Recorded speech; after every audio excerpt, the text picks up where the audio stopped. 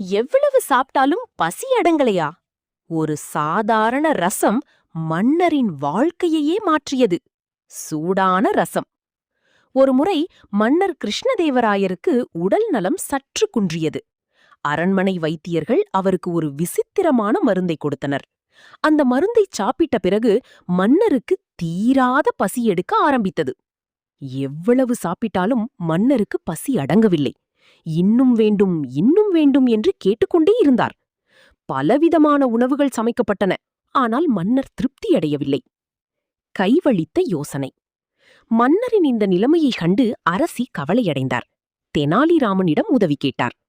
ராமன் சிரித்துக்கொண்டே, "கவலைப்படாதீர்கள் மன்னா, உங்கள் பசியை அடக்க என்னிடம் ஒரு வழி இருக்கிறது" என்றார். ராமன் மன்னரை ஒரு சாதாரண விவசாயியின் வீட்டிற்கு அழைத்துச் சென்றார். அங்கே மிகவும் எளிமையான காரமான மிளகு ரசம் மற்றும் சுட சுட சாதம் தயாராக இருந்தது. சுவையான விருந்து. ராமன் மன்னரிடம், "மன்னா, இந்த உணவை ஒருமுறை சாப்பிட்டு பாருங்கள்" என்றார். மன்னர் அந்த ரசத்தை சாதத்தில் ஊற்றி சாப்பிட்டார்.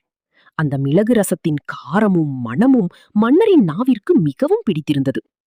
2 தட்டுக்கள் சாப்பிட்ட பிறகு மன்னர் ஆச்சரியமாக, "ஆஹா, என் பசி அடங்கிவிட்டது, என் வயிறு நிறைந்துவிட்டது" என்று உற்சாகமாக கத்தினார். ரகசியம் என்ன? மன்னர் கேட்டார். "ராமன், பெரிய பெரிய விருந்துகள் தீர்க்காத பசியை இந்த சாதாரண ரசம் எப்படி தீர்த்தது?" ராமன் சொன்னார், "மன்னா, உங்கள் பசிக்கு காரணம் மருந்தின் வீரியம் மட்டுமல்ல, நீங்கள் தினமும் உண்ணும் ஆடம்பர உணவுகளின் மீதான சலிப்பும் தான். நாவிற்கு புதிய சுவையும் உடலுக்கு எளிதில் செரிமானமாகும் உணவும் கிடைத்தால் மனம் தானாகவே திருப்தி அடைந்துவிடும்.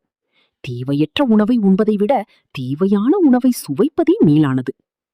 மன்னர் ராமனின் அறிவாற்றலை பாராட்டி அந்த ஏழை விவசாயிக்கும் ராமனுக்கும் பொற்காசுகளை பரிசாக வழங்கினார். எளிமையான விஷயங்களே சில நேரங்களில் பெரிய சிக்கல்களுக்கு தீர்வாக அமையும். எளிமையான அன்பே மனதை நிறைக்கும். இந்த கதையின் நீதி பிடித்திருந்தால் லைக், ஷேர், சப்ஸ்கிரைப் பண்ண மறக்காதீங்க.